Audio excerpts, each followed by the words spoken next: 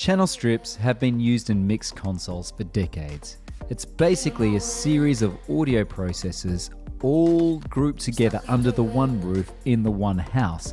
Now you can change the order of these audio processors, but the idea is the more you use the channel strip, the more you become familiar of how all of these different audio processors fit together.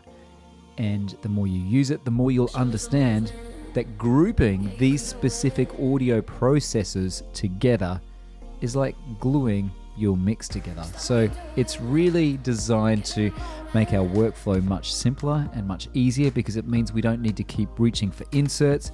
We simply become more and more familiar with these tools that we have right here instantly at our fingertips. The Cubase channel strip is conveniently housed in a number of different locations, making it really easy to access. For example, in the mix console, I can click on this strip tab and we get the drop-down channel strip, and we can see each individual element.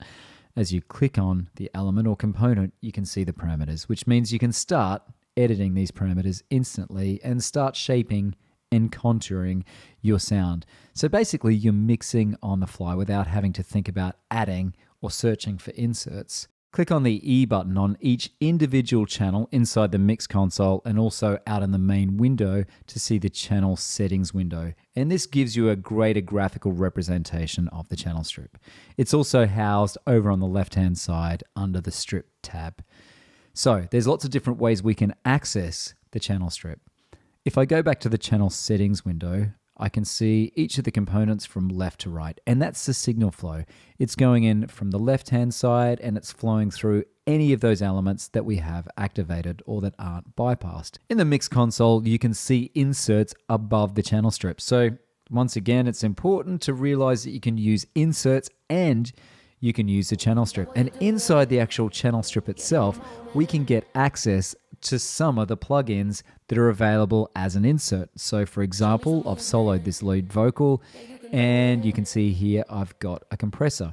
So this is a vintage compressor and it's exactly the same vintage compressor that we have available as a plugin.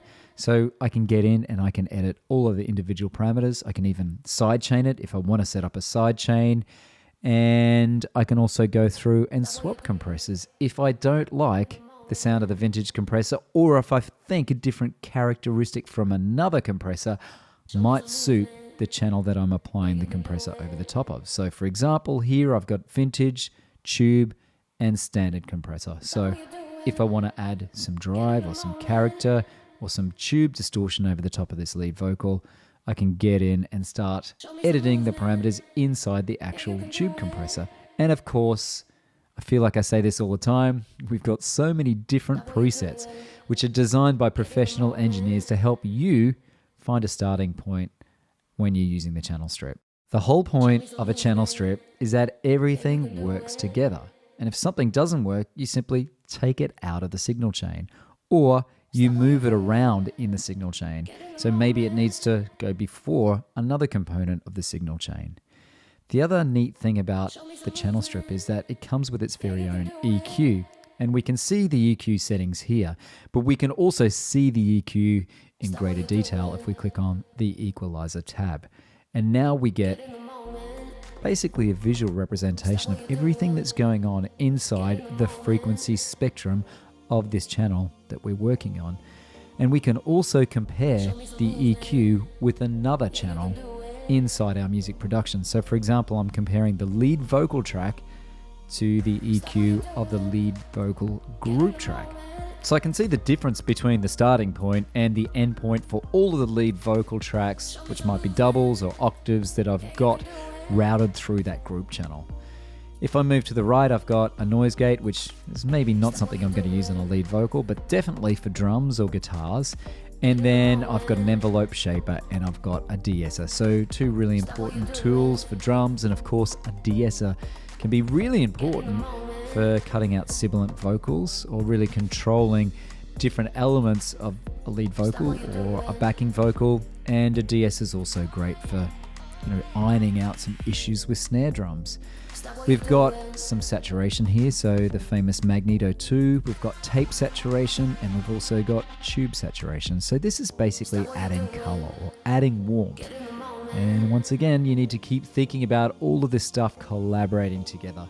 So the more you use it, the more you'll get used to combining all of these different processes together to create a unique sound. Finally, on the end, we've got a maximizer, which is maximizing this vocal signal just to try and pop it up through the mix a little bit.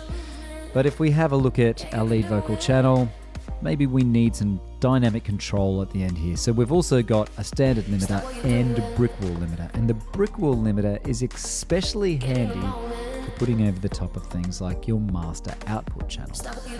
So nothing's set in stone. With the channel strip, we can easily add components, move components around, and of course manipulate or change the settings or the parameters inside each individual component. The channel strip is not just for channels inside the mixer, it's also for the master channel. And I can go and load one of the master bus channel strip presets to help get me on my way to controlling the output channel. And when I say controlling the output channel, there's a number of different things or processes we would normally do or put over the top of an output channel. Firstly, we might EQ it to make sure that we've got control of all of the frequencies inside our mix. And this is controlling all of the channels. They're all been summed and bussed down into this left and right master output channel. So I've got a compressor, I've got some warmth in terms of the tube saturation, some coloration, and finally this brick wall limiter is really stopping the audio from going over whatever threshold I set. So a brick wall limiter will mean that you set a level and it's going to stop everything that wants to go over the top of that level, meaning that we're not peaking our stereo output, and that means that whoever's listening to the track that we're mixing is not going to peak or blow up whatever system they're listening to our music on, which is really one of the most important things about mixing. So there's a number of different presets for the overall channel strip, and this will basically be presets which combine all of these different elements together. And it's not just for master presets. You'll find a number of different presets for a number of different recording applications. You don't have to use the channel strip on every channel, but it's there when you need it, and it's really important to get to understand how it all works together and fits together. Thanks for taking the time to stop by and check out this video. Please subscribe to the Cubase YouTube channel for plenty more videos just like this. I'll see you there.